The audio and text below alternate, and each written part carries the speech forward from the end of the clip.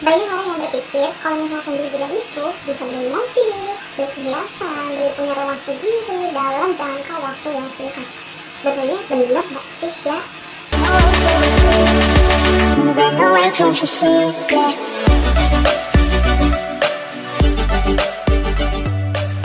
Hai, assalamualaikum warahmatullahi wabarakatuh teman-teman. Jadi ketemu lagi sama aku Dewi. Nah, kali ini aku akan bahas mengenai tentang kebidanan karena banyak banget orang-orang yang sangat penasaran sama profesi bidan, dan mereka selalu menganggap bahwa bidan itu adalah profesi yang bergengsi, bahkan menganggap kalau misalkan jadi bidan tentunya bisa bikin cepat kaya. Nah, apakah betul? Sebenarnya profesi bidan itu bisa bikin teman-teman bisa cepat kaya kalau misalkan teman-teman berprofesi menjadi bidan. Mungkin ada sebagian orang yang pengen anaknya kuliah kebidanan ataupun dirinya sendiri pengen menjadi bidan.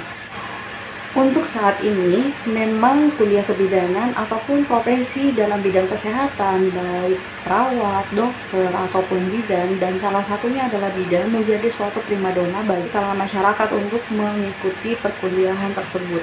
Karena apa? Karena orang-orang berpikir bahwa kalau misalnya kita berkecimpung di dalam dunia kesehatan, kita akan mudah cepat meraup keuntungan ataupun istilahnya balik modal.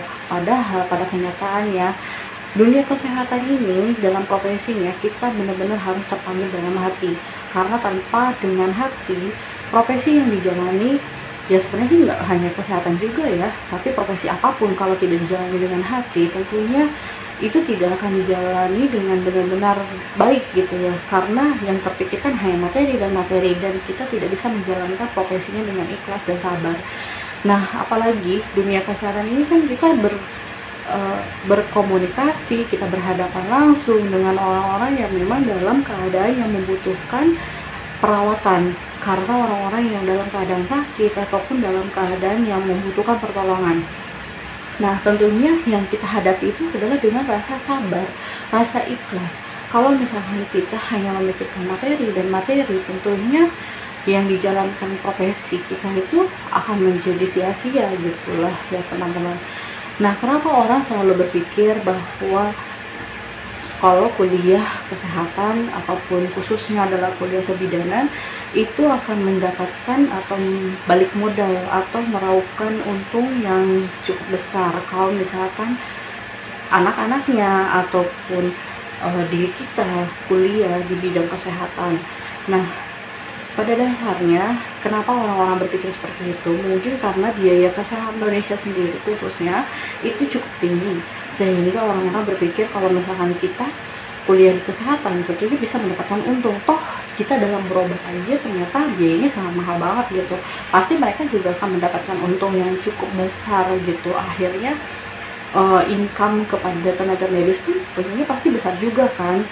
Nah, memang sebenarnya tidak seperti itu ya. Pada kenyataannya, alat-alat medis yang digunakan di Indonesia ini memang cukup mahal.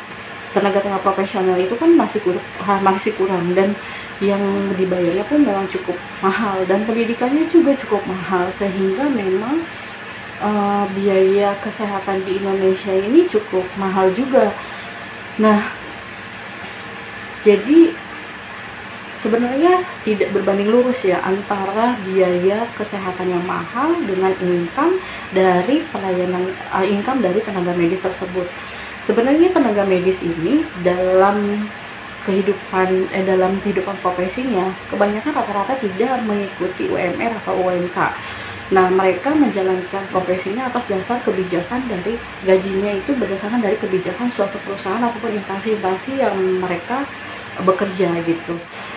Untuk saat ini memang kuliah kebidanan khususnya ataupun kuliah-kuliah tenaga medis lainnya menjadi primadona. Nah, tapi aku nggak akan bahas tenaga medis lainnya, yang aku akan bahas spesifiknya yaitu adalah kebidanannya aja, karena itu adalah profesi yang sedang aku jalani saat ini. Orang-orang selalu berpikir bahwa kalau misalnya kita masuk ke dunia kebidanan tentunya akan lebih cepat kaya di kemudian hari, dan profesi yang akan menjamin kehidupannya di masa yang akan datang. Sebenarnya sih tidak seperti itu ya. Kalau misalkan kita sudah masuk ke dalam dunia kebidanannya tersebut, profesinya tersebut, pasti mungkin beberapa orang yang sejawat yang menonton video aku akan paham dengan apa yang aku ceritakan ini gitu. Ini ya berdasarkan apa yang aku alami, dan aku tidak menceritakan apa yang orang lain alami. Sebagian orang mungkin ada yang beruntung menjalankan profesi sebagai bidan, akhirnya dia mendapatkan rezeki yang lebih dan akhirnya bisa mendapatkan income yang cukup besar sehingga bisa mendirikan rumah sendiri, mendapatkan fasilitas sendiri gitu, ataupun bisa menjalankan usaha prakteknya sendiri gitu. Tapi ada sebagian dari teman-teman sejawat yang saya banggakan gitu ya, mungkin ada beberapa yang memang tidak seberuntung orang lain gitu. Ada beberapa yang memang merintis dari nol. Rata-rata mereka yang sukses saat ini adalah orang-orang yang memang sudah berjuang dari nol, orang-orang yang memang sudah berpengalaman, dan orang-orang yang sudah mengarungi dunia profesi kebidanan itu sendiri gitu. Jadi kebanyakan kalau misalnya kita baru lulus itu biasanya hanya baru merintis gitu, belum tentu bisa langsung mendapatkan mobil, rumah, dan buka praktek sendiri. Nah, karena ada aturannya tersendiri kalau misalnya mau buka praktek. Tentunya mungkin orang-orang yang mendapatkan, mungkin beberapa bidan yang memang langsung bisa mendapatkan rumah, bisa mendapatkan kendaraan ataupun barang-barang mewah lainnya, mungkin bisa jadi ada warisan dari orang tuanya ataupun saudaranya atau entah dari mana. Karena biasanya profesi kebidanan ini dijalani emang dirintis dari nol. Apalagi teman-teman bidan yang di pedalaman sana, mereka itu sangat berjuang dan benar-benar profesinya sangat mulia banget buat teman-teman yang sekarang sedang berjuang di daerah-daerah ataupun di kota-kota yang terpencil gitu. Bidan-bidan yang sangat hebat menurut aku, dan mereka itu tidak melulu mengejar soal materi, benar-benar mereka terpanggil dari hatinya. Nah, mungkin ada sebagian teman-teman bidan juga yang bisa menghasilkan pundi-pundi rupiah tergantung dari rezekinya masing-masing ya teman-teman. Bukan berarti bahwa profesi bidan ini tidak bisa memberikan pundi-pundi rupiah, bisa memberikan, tapi bagaimana kita mengelola keuangannya sendiri dan juga bagaimana kita menjalankan profesi itu sendiri gitu ya. Jadi sebenarnya tidak ada sesuatu yang instan yang akhirnya kalau misalnya teman-teman kuliah di kebidanan ataupun anak dari Anda semua ataupun dari kalian semua tiba-tiba kuliah kebidanan terus akhirnya bisa langsung kaya mendadak, itu tuh kemungkinan ya bisa aja terjadi, tapi ya kemungkinannya sangat kecil gitu. Karena sebenarnya profesi kebidanan ini biasanya income ataupun gajinya nggak sebesar tenaga-tenaga profesional lainnya. Buat teman-teman yang memang sekarang pengen kuliah di kebidanan, ya tidak apa-apa, jangan berkecil hati. Namun saya tekankan untuk menjalani profesi ini benar-benar panggilan dari hati, bukan karena hanya mengejar materi. Setidaknya kalau misalnya teman-teman menjalani profesinya dengan sabar, dengan ikhlas, tentunya rezeki itu bakal datang dengan sendirinya dengan apa yang kita tanam gitu, dan akhirnya kita tuai hasil-hasilnya tersebut. Nah, profesi kebidanan ini sebenarnya adalah profesi yang benar-benar sangat mulia, termasuk seperti perawat, dokter gitu ya, dan tenaga medis lainnya gitu. Cuma di sini ada poin plusnya kenapa bidan memiliki prospek yang panjang, karena profesi bidan tentunya kalau misalnya teman-teman perpanjang STR dan melakukan perizinan dan mempunyai modal, teman-teman bisa membuka praktek sendiri. Nah, dan itu bisa dilakukan sampai teman-teman sanggup melakukan pertolongan persalinan ataupun melakukan pelayanan dalam dunia kebidanan.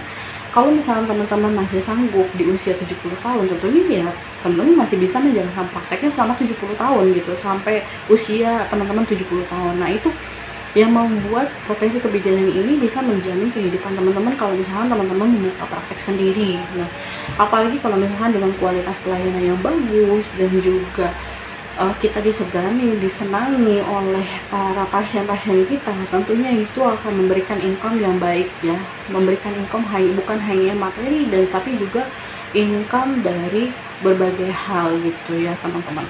Semoga apa yang aku jelaskan tadi bisa memberikan pandangan bagi teman-teman. Tidak mustahil juga seorang bidan bisa menjadi kaya mendadak jika rezekinya memang sudah diaturnya seperti itu ya dari Allah ataupun Tuhan gitu. Karena kita tidak pernah tahu rezekinya masing-masing orang. Ada beberapa orang yang baru lulus bisa langsung dapat kerja, dan ada juga orang yang baru lulus ternyata mereka harus menunggu dulu dengan sekian tahun baru bisa mendapatkan pekerjaan yang sesuai dengan dirinya.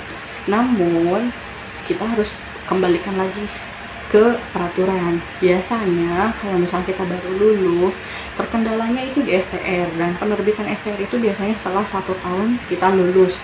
Nah itu akan menjadi suatu penghambat untuk teman-teman mendapatkan pekerjaan. Tapi tidak dipungkiri juga teman-teman bisa dapat pekerjaan jika suatu instansi, rumah sakit ataupun perusahaan yang tidak mengspesifikasikan persyaratannya harus memiliki STR. Tapi kebanyakannya memang harus memiliki STR. Nah itu terkadang menjadi suatu kendala bagi seorang bidan untuk mendapatkan pekerjaan setelah lulus. Nah, dan juga dari tahun ke tahun, selama 5 tahun itu ada perpanjangan yang namanya STR atau surat tanda register. Tanda register ini adalah ibaratnya seperti SIM lah ya dalam suatu kendaraan. Kalau kita tidak punya STR, kita tidak bisa menjalankan profesi yang sekarang dijalani gitu. Itu akan menjadi penyulit bagi seorang bidan, apalagi di setiap perpanjangan STR-nya sudah saya jelaskan di video-video sebelumnya. Karena di perpanjangan STR ini kan ada persyaratan yang memang harus dipenuhi untuk perpanjangan STR, dan itu membutuhkan atau memakan waktu dan biaya lah ya. Jadi buat teman-teman yang sekarang menjadi bidan, tentu jangan berkecil hati, karena kita tidak pernah tahu rezeki itu datang bisa dari mana aja. Dan juga yang belum sekarang yang mungkin bercita-cita ingin menjadi bidan juga jangan berkecil hati juga, karena kemungkinan siapa tahu teman-teman yang sekarang kuliah di kebidanan dan akhirnya lulus terus mendapatkan pekerjaan yang bagus dan bisa menghasilkan income yang bagus, dan akhirnya buka praktek, dan di buka prakteknya tersebut teman-teman bisa memberikan pelayanan yang bagus dan akhirnya dapat income yang besar juga gitu ya teman-teman. Jadi di sini aku hanya menjelaskan aja secara garis besarnya apa yang dialami di setiap profesi kebidanan. Misalkan memang teman-teman ataupun siapapun yang memang sekarang ini banget kuliah di kebidanan ataupun anaknya pengen dikuliahkan di kebidanan, ya tidak apa-apa. Namun jangan terlalu berharap sangat lebih. Tetap kita harus berdoa dan berikhtiar, dan semua itu harus ada panggilan dari hati, karena kita menjalani profesi dengan rasa kemanusiaan. Kalau tanpa ada rasa kemanusiaan, rasa rela berkorban, rasa ikhlas, tentunya profesi ini akan dijalani dengan berat hati gitu ya.